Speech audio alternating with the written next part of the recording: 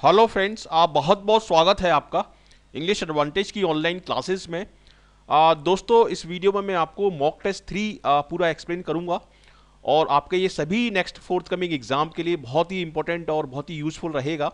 Like IBPS clerk mains के लिए, SSC CGL के डिफरेंट एग्जाम्स के लिए, और डेफिनेटली आरबीआई असिस्टेंट एग्ज़ाम के लिए, और असिस्टेंट एडमिनिस्ट्रेटिव ऑफिसर का जो एग्ज़ाम है उसके लिए ये मॉक टेस्ट मैंने बनाया है। और 20 मार्क्स का है, केवल इंग्लिश लैंग्वेज का है, सेक्शनल है ये।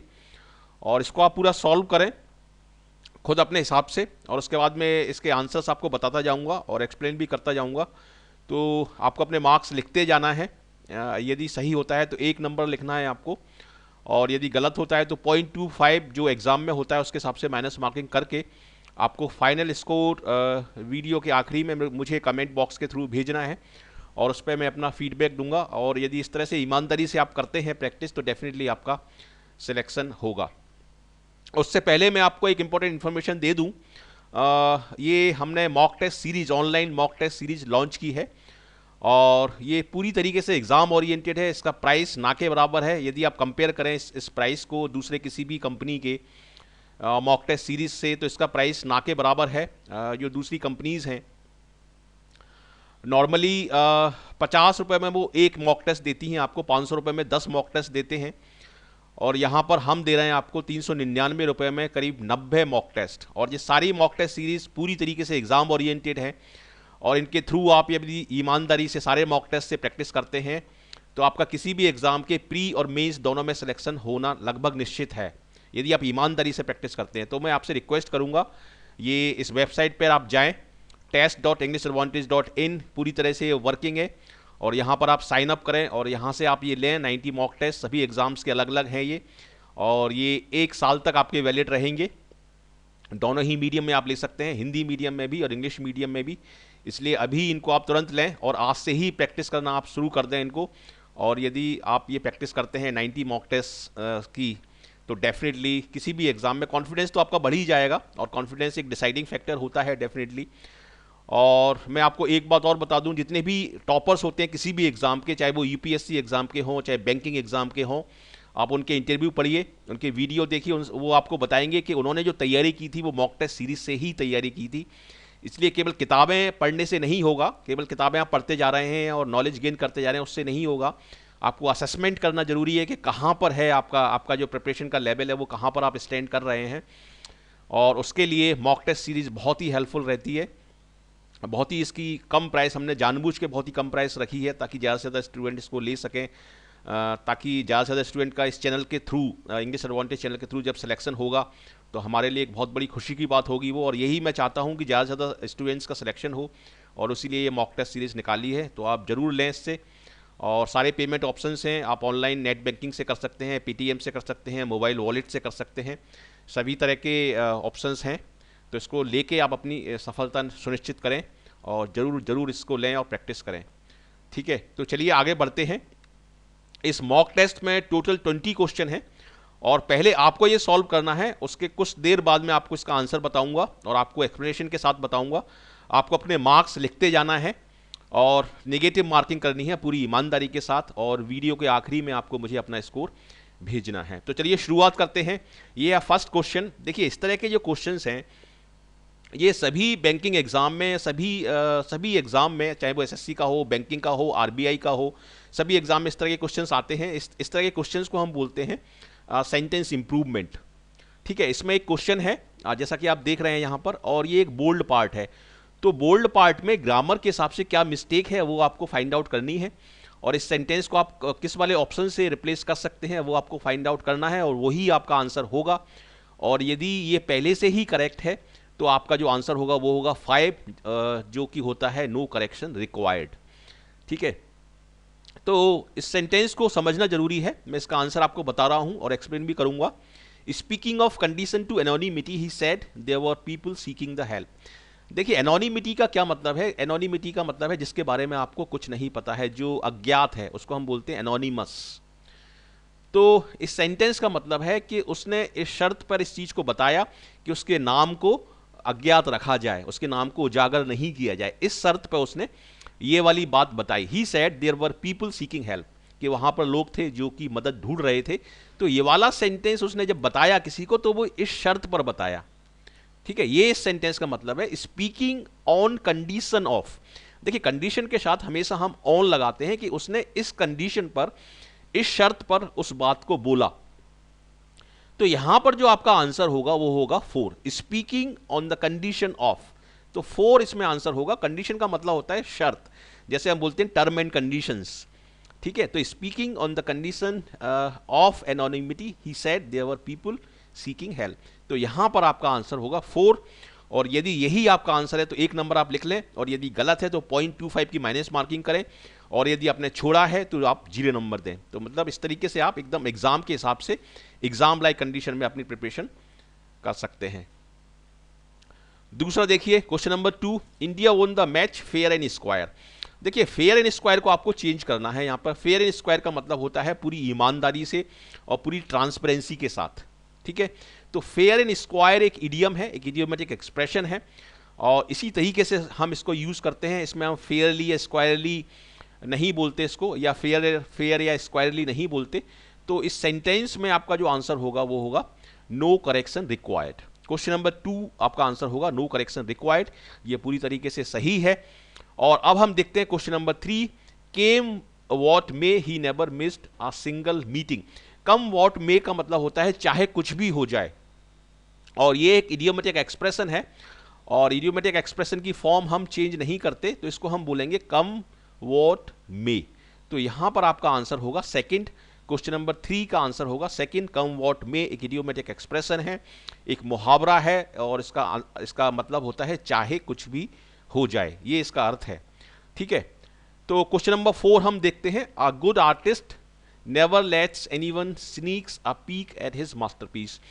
तो ये बहुत ही इंपॉर्टेंट क्वेश्चन है, ये बैंक पीओ एग्जाम में आ चुका है, और इसी तरीके के ट्रिकी जो क्वेश्चंस हैं वो आपके नेक्स्ट फोर्थ के में एग्जाम में आने वाले हैं। तो इसके लिए आप तैयार हो जाएं, और इसको आप ध्यान से पढ़ें, मन लगा के पढ़ें, और इसका आप आंसर बताएं।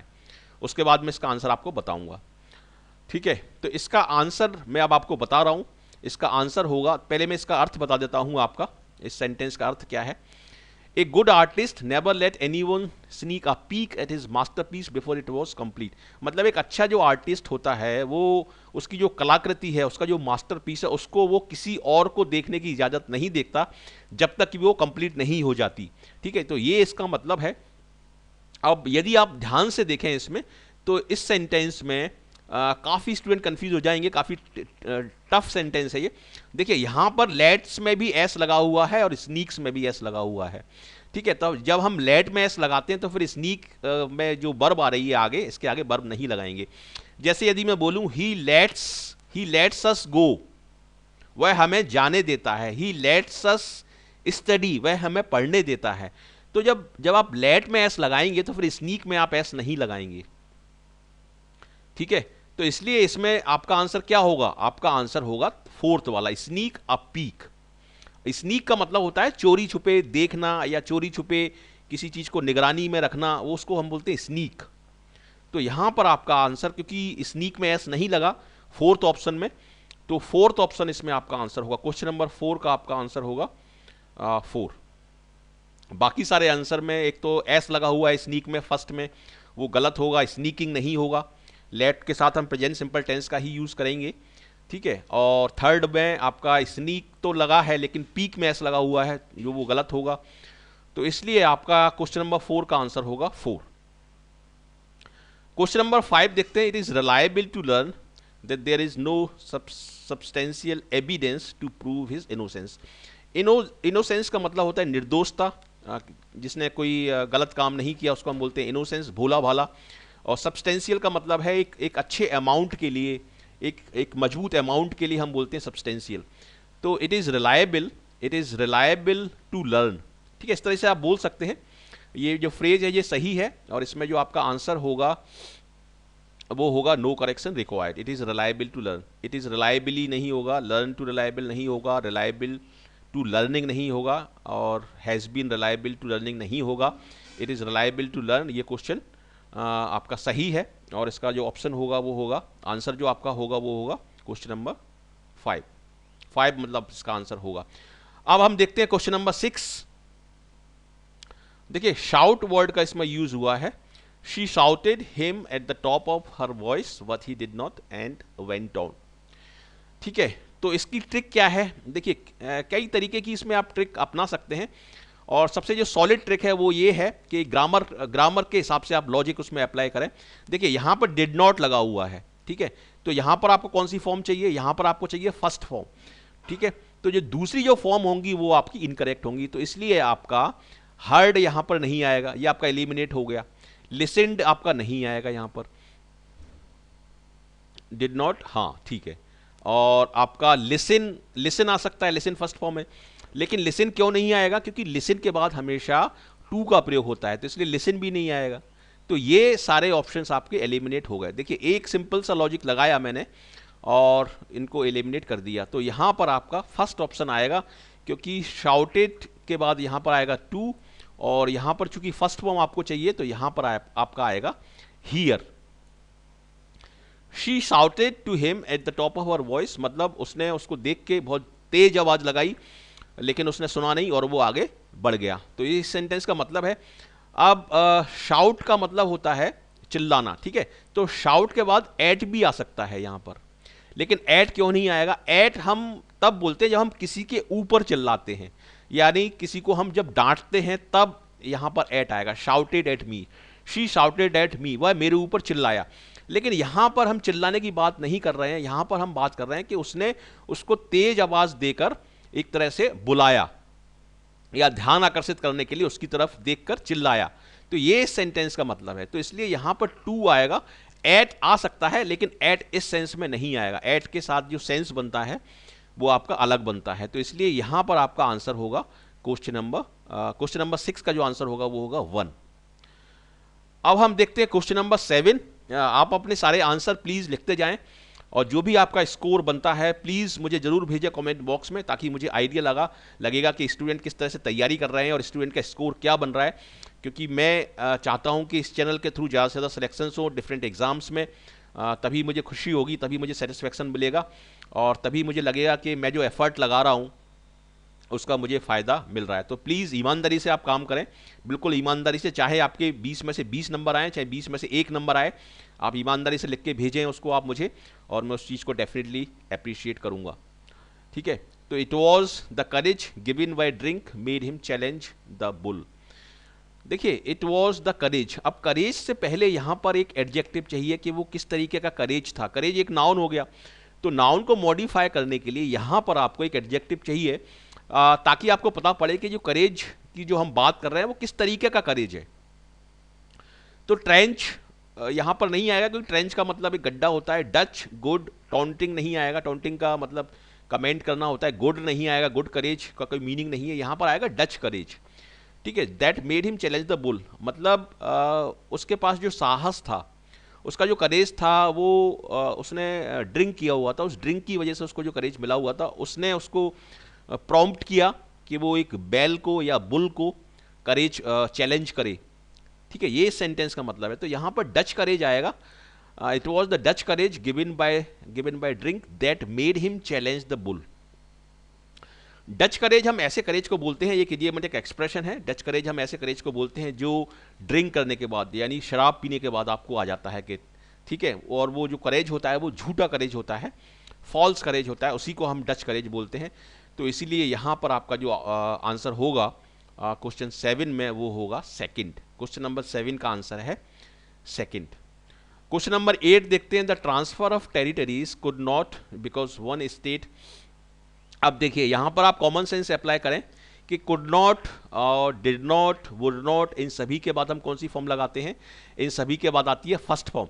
तो यहां पर आपको चाहिए फर्स्ट फॉर्म, ठीक है। तो जो फर्स्ट फॉर्म नहीं है उनको आप एलिमिनेट कर दें। जैसे टेकन प्लेस, ये फर्स्ट फॉर्म नहीं है, टेकन प्लेस एलिमिनेट हो गया, टुक प्लेस एलिमिनेट हो गया, ठीक है। तो यहां पर आएगा आपका take place. The transfer of territory could not take place because one state disputed finding of the commission.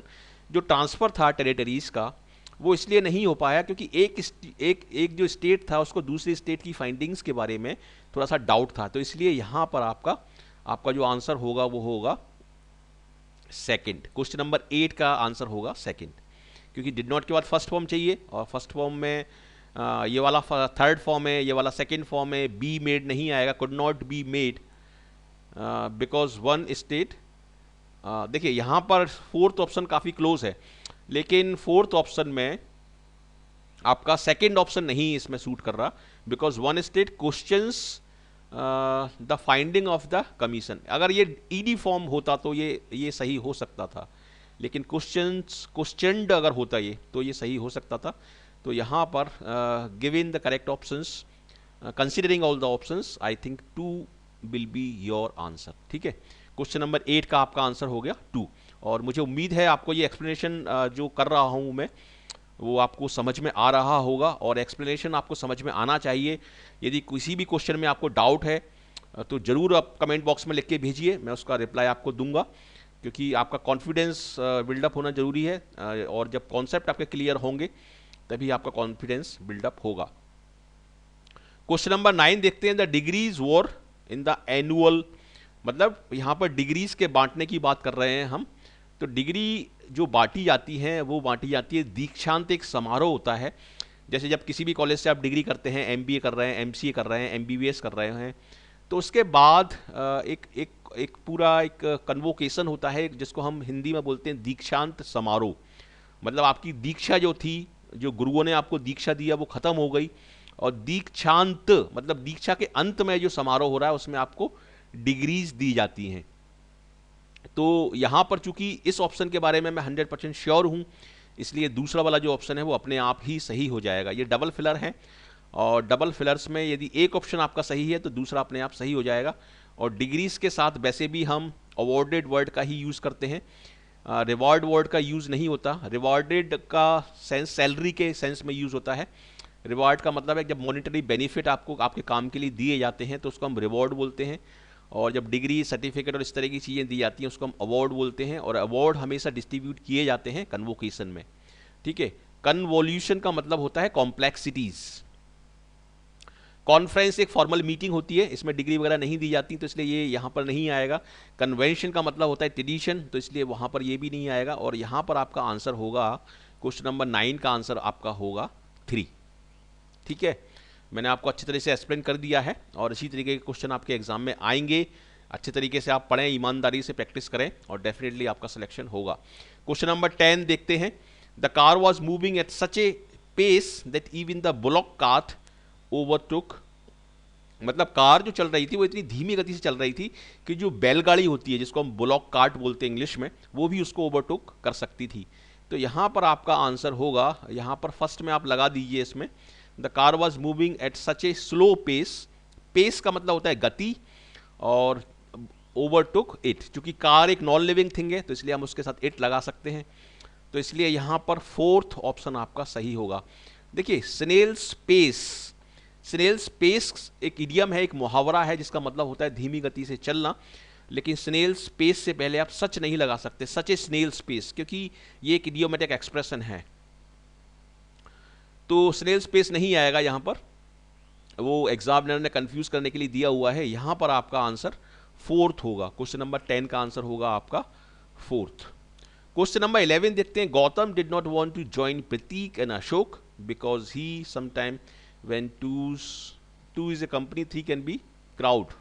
ये तो एक मुहावरा है, 2 is a company 3 is a crowd, मतलब 2 लोगों की कंपनी होती है और 3 लोगों का आपका क्राउड होता है। तो ये तो सिंपल है, इसमें ज़्यादा सोचने की ज़रूरत नहीं है, इसमें आपका आंसर होगा थर्ड। ठीक है, क्वेश्चन नंबर 12 देखते हैं, इसको आप करें, वीडियो को रोक दें आप, इसको आप करें। The suspect was to the police station but the reveal nothing. तो इसमें देखिए एक तो अरेस्टेड वाला ऑप्शन काफ़ी क्लोज है, ठीक है, लेकिन इसमें सही ऑप्शन एक तो कैरिड हो सकता है कि उसको, क्योंकि यहाँ पर 2 आया है, तो ये 2 वर्ड के साथ कौन कौन से वर्ड जा सकते हैं, 2 के साथ कैरिड और टेकन वर्ड जा सकते हैं। ठीक है, कैरिड और टेकन, तो कैरिड और टेकन में से आपका कौन सा ऑप्शन सही होगा?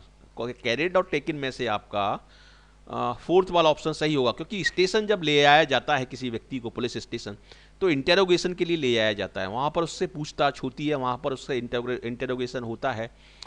तो इसलिए ये आप कॉमन सेंस इसमें लगा सकते हैं। तो यहाँ पर आपका फोर्थ ऑप्शन सही होगा, और अब हम देखते हैं बाकी के ऑप्शन, जैसे कैरिड आपने लगा दिया यहाँ पर, तो फर्स्ट ऑप्शन तो इसमें चला जाएगा। The suspect was carried to the police station but the answers reveal nothing. तो ये थोड़ा सा इनएप्रोप्रिएट लग रहा है कैरिड, लेकिन काफ़ी क्लोज है।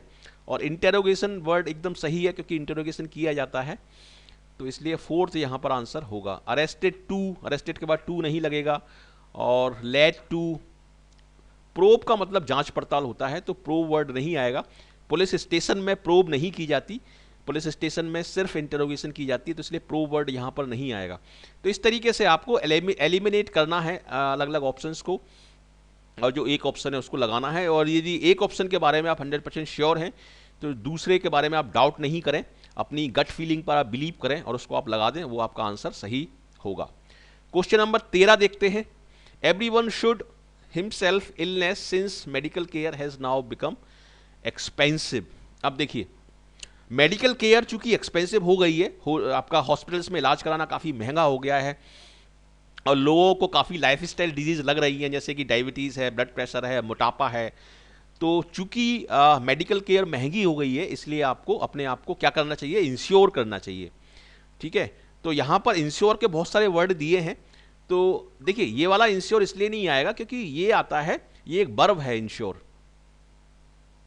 ठीक है, तो ये वाला नहीं आएगा, मैं आपको बता रहा हूँ इसमें कौन सा आएगा। अब देखिए, यहाँ पर इलनेस दिया है, तो हम अपने आप को सुरक्षित करते हैं इलनेस के खिलाफ या इलनेस से। जब हम किसी चीज के विरुद्ध अपने आप को सेफ करते हैं, तो यहां पर जो वर्ड आएगा वो आएगा अगेंस्ट, अगेंस्ट इलनेस।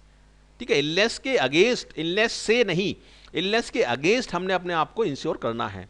तो इसलिए मैं चूंकि इस ऑप्शन के बारे में 100% श्योर हूं, इसलिए सेकंड वाला जो दूसरा वाला जो ऑप्शन है वो अपने आप ही सही हो जाएगा। तो यहां पर ये इंश्योर वाला वर्ड आएगा। जैसे हम मेडिकल क्लेम पॉलिसीज लेते हैं, इंश्योरेंस हम लेते हैं, तो उसमें यदि हमें हॉस्पिटलाइज करने की जरूरत पड़ती है तो हमें पैसा मिल जाता है इंश्योरेंस कंपनी से। ठीक है, तो उसको हम बोलते हैं मेडिकल हेल्थ इंश्योरेंस। तो यहाँ पर आपका फोर्थ ऑप्शन एकदम सही होगा।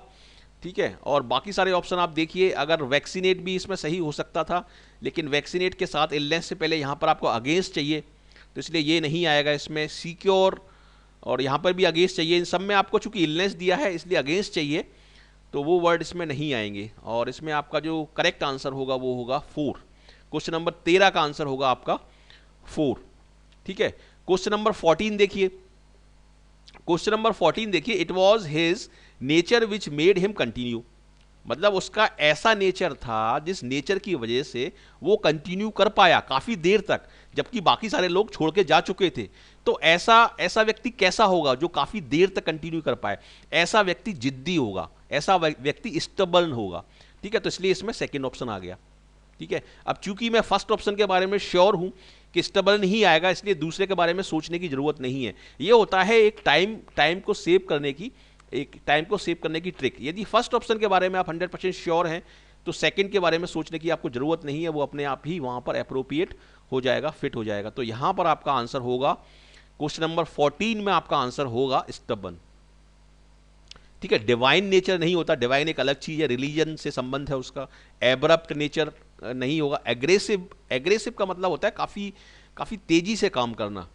ठीक है, तो एग्रेसिव एक अलग चीज है। तो एग्रेसिव थोड़ा सा क्लोज लग रहा है, लेकिन एग्रेसिव नहीं आएगा। स्टबर्न एकदम सही है, क्योंकि जो जिद्दी होता है वो किसी काम को आसानी से गिव अप नहीं करता, लगा रहता है उस काम में, और वही सेंटेंस यहाँ पर बोलने की कोशिश कर रहा है। तो इसलिए स्टबर्न इसमें सही आंसर आपका होगा। क्वेश्चन नंबर 15 देखते हैं। Boswell's life of Samuel Johnson is to be the greatest. देखिए, इसमें यदि आप ध्यान से पढ़ें तो यहाँ पर हम इस किताब की बात कर रहे हैं, और तो यहाँ पर आएगा आपका कंसीडर्ड वर्ड ही आएगा यहाँ पर। और चूंकि यहाँ पर थोड़ी सी आपको जीके भी चाहिए। लाइफ ऑफ सैमुअल जॉनसन जो है वो बॉसवेल ने लिखी है, और ये एक ऑटोबायोग्राफी बायोग्राफी है ये। ठीक है, ऑटोबायोग्राफी नहीं है, क्योंकि सैमुअल जॉनसन के बारे में बॉसवेल ने लिखा है इसको, तो ऑटोबायोग्राफी नहीं है, ये बायोग्राफी है। तो इसलिए यहाँ पर कंसीडर्ड और बायोग्राफी ऑप्शन आएगा, और दूसरे किसी में भी बायोग्राफी नहीं दिया है, तो इसलिए फर्स्ट ऑप्शन आपका यहाँ पर सही होगा। क्वेश्चन नंबर 15 का आपका आंसर होगा फर्स्ट। ये है आपके सेंटेंस करेक्शन। ठीक है, तो ये मॉक टेस्ट में मैंने ज़्यादा से ज़्यादा वैरायटी को इंक्लूड करने की कोशिश की है। डबल फिलर्स भी लिए हैं मैंने, सेंटेंस करेक्शन भी लिए हैं, सेंटेंस इंप्रूवमेंट भी लिए हैं।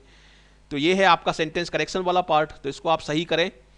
सी did not pay any heed to her superiors instruction, मतलब उसने अपने सुपीरियर के जो इंस्ट्रक्शंस थे उसको उस पर कोई ध्यान नहीं दिया। हीड का मतलब होता है पे अटेंशन, ठीक है, और ना ही मैंने दिया।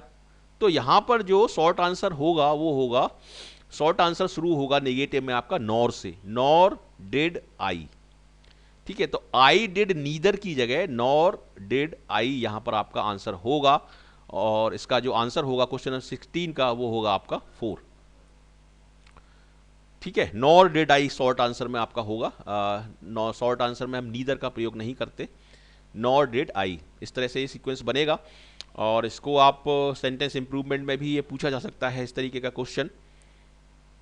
क्वेश्चन 17 देखिए, the police nabbed a notorious criminal. Nabbed का मतलब होता है गिरफ्तार कर लेना, पकड़ लेना, ठीक है। पुलिस ने एक खतरनाक अपराधी को पकड़ लिया जो टेरराइज। अब देखिए यहां पर क्या फॉर्म आएगी, यहां पर चूंकि फॉर लगा हुआ है और लास्ट 2 ईयर्स भी लगा हुआ है, तो इसलिए यहां पर आप बोल सकते हैं who had been terrorising builders for the last 2 years. तो यहां पर हु हैड टेरराइज्ड की जगह आप हु हैड बीन टेरराइजिंग आप बोलेंगे, तब ये इसका मीनिंग निकलेगा। मतलब पुलिस ने ऐसे अपराधी को पकड़ लिया था जो पिछले 2 साल से बिल्डर्स को बहुत ज़्यादा परेशान कर रहा था और आतंकित कर रहा था। तो कुछ स्टूडेंट इसमें बोलेंगे कि इसका सिंटैक्स तो सही है, और मैं भी ये बात मानता हूं कि ग्रामेटिकली ये सही है, who had terrorised builder for the last 2 years. लेकिन यहां पर एक तो ये लास्ट 2 ईयर्स की वजह से वहां पर आपको कंटिन्यूस टेंस में ही बोलना पड़ेगा, और जब आप बोलेंगे कि वो परेशान कर रहा था, वो आतंकित कर रहा था, उसके बाद पुलिस ने उसको पकड़ लिया, तो तभी उसका सेंस बनेगा। यदि आप हैड टेरराइज्ड बोलेंगे तो उसका सेंस उतना नहीं बनेगा। Who had terrorised builder for the last 2 years, तो हैड बीन आप जब बोलेंगे तो ये सही हो जाएगा, करेक्ट हो जाएगा। तो इसका आंसर क्या होगा, क्वेश्चन नंबर 17 का आंसर होगा आपका सेकंड, ठीक है। क्वेश्चन नंबर 18 देखिए, he is so boring that everyone gives him a bite worth at the party. यदि कोई व्यक्ति बोरिंग है तो क्या आप उससे बात करना चाहेंगे? नहीं, बिल्कुल भी उससे बात करना नहीं चाहेंगे, उससे एक डिस्टेंस बना के रखेंगे, उसको हम इग्नोर करेंगे। तो give somebody a wide birth, किसी को वाइड बर्थ देना मतलब उससे डिस्टेंस बनाकर रखना, ये सेंटेंस का मतलब है। और ये सेंटेंस ग्रामर के हिसाब से और मीनिंग के हिसाब से, दोनों के ही हिसाब से ये करेक्ट है। ही is so boring that everyone gives him a wide birth at the parties. तो ये सेंटेंस का आपका आंसर होगा 5, क्योंकि ये नो एरर सेंटेंस है। और give him a wide worth का मतलब होता है किसी को डिस्टेंस बना के रखना, उसको इग्नोर करना। तो क्वेश्चन नंबर 18 का आंसर होगा आपका 5। On hearing the news he felt dejected for his labour bore no fruit. मतलब जब उसने न्यूज सुनी और न्यूज में ये पाया कि वो जो एग्जाम उसने दिया था वो उसमें वो फेल हो गया है, उसके बाद वो डिजेक्टेड हो गया, निराश हो गया, हताश हो गया, क्योंकि उसने जो लेबर किया था उसका कोई रिजल्ट नहीं निकला। फॉर इज लेबर, फॉर का मतलब है यहाँ पर because is labour bore no fruit. Bore का मतलब है कि उसमें फल आना, यानी उसमें उसका कोई रिजल्ट नहीं निकला। तो सेकंड फॉर्म है बेयर की बोर। तो ये सेंटेंस आपका सही है, इसका जो आंसर होगा वो होगा आपका 5, नो एरर इसका आंसर होगा। ये है last sentence, managers frequently encounter situations where they need to help others to help problems. तो यहां तक तो ये सेंटेंस सही है। अदर्स के बाद यहां पर या तो आप बोलेंगे सॉल्व प्रॉब्लम्स या आप बोलेंगे टू सॉल्व प्रॉब्लम्स, क्योंकि हेल्प के बाद ये जो टू जो लगता है वो ऑप्शनल होता है। तो इसलिए यहां पर आप या तो बोलेंगे सॉल्व प्रॉब्लम्स या टू सॉल्व प्रॉब्लम। तो यहां पर 4th आपका आंसर होगा क्वेश्चन नंबर 20th में। तो मुझे उम्मीद है आपने इसको एंजॉय किया होगा, इस वीडियो को। आपके 20 क्वेश्चन खत्म हो गए हैं। जो भी आपका स्कोर बना है उसको आप ईमानदारी से जोड़ें और मुझे आप कमेंट बॉक्स में लिख के भेजें, और उस पर मैं आपका अपना जेन्युइन फीडबैक दूंगा, और इससे डेफिनेटली आपका कॉन्फिडेंस बहुत ज़्यादा बढ़ेगा। ये हैं कुछ लोकेशंस, यहाँ पर आप मुझे ज्वाइन कर सकते हैं। ये है फेसबुक और इंग्लिश एडवांटेज चैनल का जो फ्रंट पेज है, मेन पेज पे, वहाँ पर ये सारी लिंक्स मिल जाएंगी। और लिंक्स के थ्रू आप यहाँ पर इन सभी चैनल्स पर मुझे ज्वाइन कर सकते हैं, फेसबुक पर। और ये है इंग्लिश एडवांटेज ग्रुप, ये भी स्टूडेंट्स में बहुत फेमस है, यहाँ पर आपको सारे नोटिफिकेशंस मिलते रहेंगे वीडियोस के, ठीक है। तो इस ग्रुप को भी आप ज्वाइन करें। और इंग्लिश एडवांटेज एजुकेशन पेज, इसको यदि आप लाइक करते हैं तो आपको सारे नोटिफिकेशंस मिलते रहेंगे, तो प्लीज़ इसको लाइक करें। और ये है मेरा यूट्यूब चैनल का URL, इसको अपने फ्रेंड के साथ आप शेयर कर सकते हैं ताकि उनका भी फ़ायदा हो, उन्हें भी इस चैनल के बारे में पता पड़े और इन हमारे जो फ्री कंटेंट हैं उसका फ़ायदा उठा सकते हैं वो लोग भी। और ये है ट्विटर का चैनल, ट्विटर का लिंक है ये, इसके थ्रू ट्विटर पे आप मुझे फॉलो करें। और ये है लिंक्डइन का, तो ये सारे लिंक्स मैं यहाँ पर आपको दे रहा हूँ ताकि आप टच में रह सकें और अपनी अच्छी तैयारी कर सकें और डेफिनेटली आप अपना गोल अचीव कर सकें। ये है मेरा व्हाट्सएप नंबर, यहाँ पर भी व्हाट्सएप इंग्लिश एडवांटेज ग्रुप है, उसमें भी बहुत सारे स्टूडेंट जुड़े हुए हैं, तो यहाँ पर भी आप जुड़ सकते हैं। और ये है मेरा ईमेल आईडी, ठीक है। तो आपको यदि ये वीडियो अच्छा लगा तो इसको जरूर लाइक करें, शेयर करें अपने ज़्यादा से ज़्यादा फ्रेंड्स के साथ, और कमेंट करके अपना फीडबैक भेजें, अपना स्कोर भेजें। और अभी तक यदि इस चैनल को सब्सक्राइब नहीं किया है तो जरूर इस चैनल को सब्सक्राइब करें, जरूर हमारे साथ जुड़ें ताकि आपको सारे नोटिफिकेशंस मिलते रहें और डेफिनेटली आपको आपका जो गोल है उसको आप अचीव कर सकें। एक फाइनल इंटीमेशन मैं और देना चाहूँगा, फाइनल रिमाइंडर है ये, test.englishaadvantage.in, यहाँ से आप मॉक टेस्ट सीरीज़ आप ले सकते हैं सभी एग्जाम्स के लिए, हिंदी और इंग्लिश मीडियम में। ये बहुत ही ज़्यादा इफेक्टिव है और काफ़ी सारे स्टूडेंट इसको ले रहे हैं डेली बेसिस पर। तो जो स्टूडेंट इनको लेंगे और जो स्टूडेंट नहीं लेंगे, डेफिनेटली जो स्टूडेंट लेंगे और प्रैक्टिस करेंगे उनको एक एज एक मिल चुका होगा, और वो डेफिनेटली जो जिन लोगों ने नहीं लिया है या जो नहीं इनकी प्रैक्टिस कर रहे हैं इन मॉक टेस्ट के सीरीज़ के थ्रू, डेफिनेटली वो उनसे काफ़ी पीछे रह जाएंगे।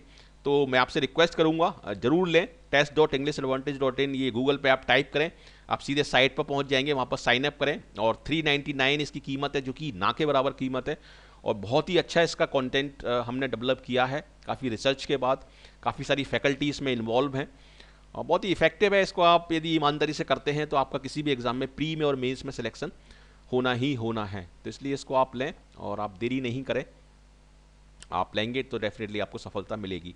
So thank you very much for watching this video and I wish you all the best for your bright future. Thank you.